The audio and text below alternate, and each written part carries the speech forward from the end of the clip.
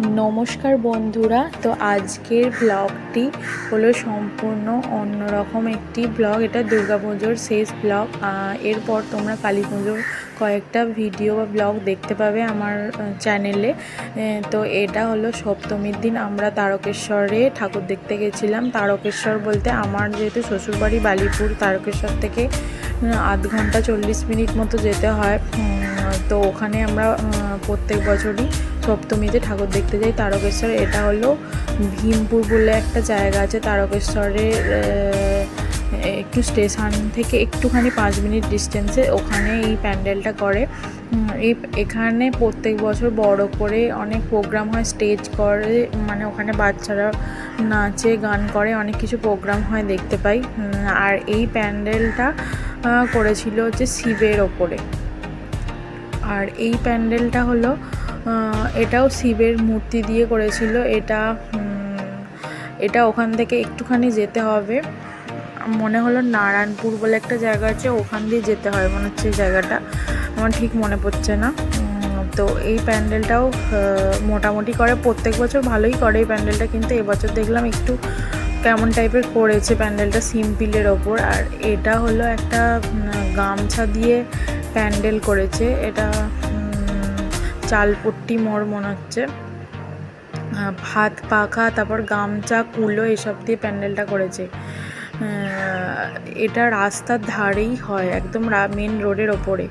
আর এই প্যান্ডেলটা একদম তারকেশ্বর স্টেশনের কাছেই করতো আগে, 2 বছর দেখেছি, কিন্তু এবারে দেখলাম যে এটা একটা ভিতর দিকে মাঠ আছে, ওখানে গিয়ে বড় জায়গা যেহেতু সেখানে করেছে। দেখলাম স্কুল আছে, স্কুলের পাশে একটা মাঠের কাছে করেছে। প্যান্ডেলটা ভালোই করেছে। গরু যে খড়টর বয়ে নিয়ে যাচ্ছে, নাগল টানে যে জমিতে, তারপর হচ্ছে অনেক বস্তা দিয়ে সাজিয়েছে।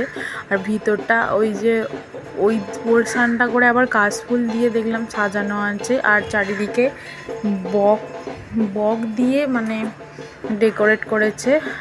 মানুষের অনেকগুলো চিত্র আঁকা আছে এখানে।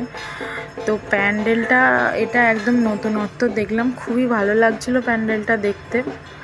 প্রতিমাটাও খুব ভালো করেছিল। এই প্যান্ডেলটা মোটামুটি ভালোই ভিড় হয়েছিল। তো এই প্যান্ডেলগুলো আমরা বেশি ঠাকুর দেখিনি ওখানে, কারণ আমরা একটু তাড়াতাড়ি বাড়ি চলে গেছিলাম, যেহেতু একটু দেরি করে বেরিয়েছিলাম, যেহেতু বাইকে যাব তাই।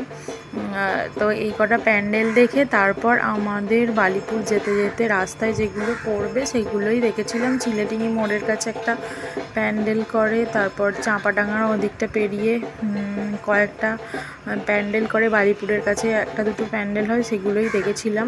বেশি কয়েকটা প্যান্ডেল আমরা দেখিনি। এই প্যান্ডেলের ঝাড়বাতিটার কাজটাও খুব সুন্দর করেছিল, মানে হাতের কাজের ওপর দিয়ে করেছিল, মানে এই যে তাল গাছের যে জিনিসটা হয় সেগুলোকে কেটে কেটে ওই ঝাড়বাতিগুলো বানিয়েছিল। প্রতিমাটা দারুণ করেছিল এখানে। আর এই প্যান্ডেলটা হচ্ছে চিলেডিঙি মোড়ের ওখানটা দিয়ে রাস্তার ওপরে একটা প্যান্ডেল হয়, ওখানে করেছিল। এখানে হচ্ছে শ্রীকৃষ্ণের কিছু জীবন কাহিনী, মানে শৈশবকালে জীবন কাহিনী, যেমন ননি চুরি, তারপর হচ্ছে দড়ি বন্ধন, তারপর এখানে আরও অনেকগুলো এই যে কালীয় দমন, যেটা মানে অনেক চিত্র, মানে তার যে ছোটোবেলার কাহিনী সেগুলো এখানে তুলে ধরেছে। এই প্যান্ডেলটা পুরোটাই ওই শ্রীকৃষ্ণের ওপরে ডিপেন্ড, মানে ওপরেই করেছিল। আর এই প্যান্ডেলটা একটা সিম্পল করেছিল, ভিতরে অনেক আলো টালো দিয়ে ফুল দিয়ে হাতের কাজ দিয়ে বানিয়ে করেছিল। এটা ওই চিলেডিঙির কাছেই করেছিল প্যান্ডেলটা। তো হাতের কাজই মেনলি এখানে ছিল, নৌকা করেছিল হাতের কাজ দিয়ে, পাখি টাকি দিয়ে, কাগজ দিয়ে বানিয়েছিল এটা। তো এই ব্লগটি কেমন লাগলো অবশ্যই জানাবেন।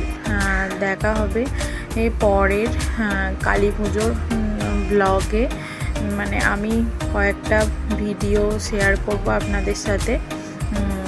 তো অবশ্যই একটা লাইক করবেন, আর ভালো লাগলে একটা কমেন্ট করবেন। আমার চ্যানেলটি অবশ্যই সাবস্ক্রাইব করবেন। তো ভিডিওটি এই পর্যন্তই, দেখা হচ্ছে পরের ব্লগে। ওকে, টাটা, বাই।